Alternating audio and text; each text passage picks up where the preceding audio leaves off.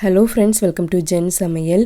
இன்றைக்கி நம்ம ரொம்ப டேஸ்டியான ரொம்ப ஹெல்த்தியான ஓட்ஸ் ஆம்லேட் எப்படி பண்ணுறதுன்னு பார்க்கலாம். அதுக்கு ஒரு மிக்ஸி ஜாரில் 1/2 கப்பு ஓட்ஸ் எடுத்து போட்டுக்கோங்க. இப்போ இதை நம்ம பவுட்ரு பண்ணி எடுத்துடலாம். பாருங்கள், நல்லா பவுட்ரு பண்ணியாச்சு. இப்போ இதை ஒரு பவுலில் மாற்றிக்கோங்க. 1/2 கப்பு தண்ணி ஊற்றி நல்லா கரைச்சிக்கலாம். பாருங்கள், நல்லா கரைச்சாச்சு.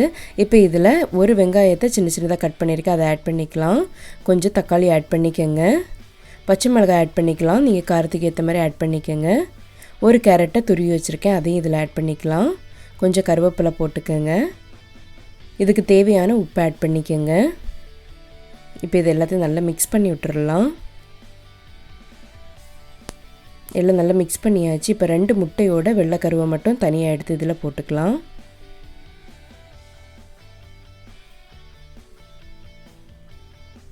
நல்லா மிக்ஸ் பண்ணி விட்டுருங்க. எல்லாம் நல்லா மிக்ஸ் பண்ணியாச்சு. இப்போ இதில் 1/2 டீஸ்பூன் சீரகத்தூள் ஆட் பண்ணிக்கலாம். அதையும் நல்லா மிக்ஸ் பண்ணிடுங்க. பாருங்கள், நல்லா மிக்ஸ் பண்ணியாச்சு. இப்போ ஆம்லேட் ஊற்றிடலாம். அதுக்கு ஒரு பேனில் லைட்டாக ஆயில் இது மாதிரி ஸ்ப்ரெட் பண்ணிக்கோங்க.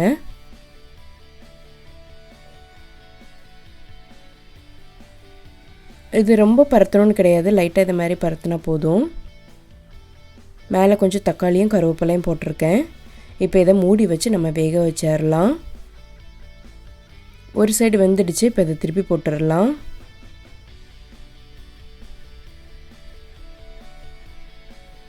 அடுத்த சைடு நல்லா வெந்துடுச்சு. இப்போ இதை எடுத்துடலாம். பாருங்கள், ரொம்ப சூப்பராக வந்திருக்கு. இதோட டேஸ்ட் ரொம்ப நல்லாயிருக்கும். ரொம்ப ஈஸியாகவும் பண்ணிடலாம். கண்டிப்பாக நீங்களும் இது உங்கள் வீட்டில் ட்ரை பண்ணி பாருங்கள். உங்களுக்கு இந்த வீடியோ பிடிச்சிருக்குன்னா லைக் பண்ணுங்கள், ஷேர் பண்ணுங்கள், சப்ஸ்கிரைப் பண்ணுங்கள்.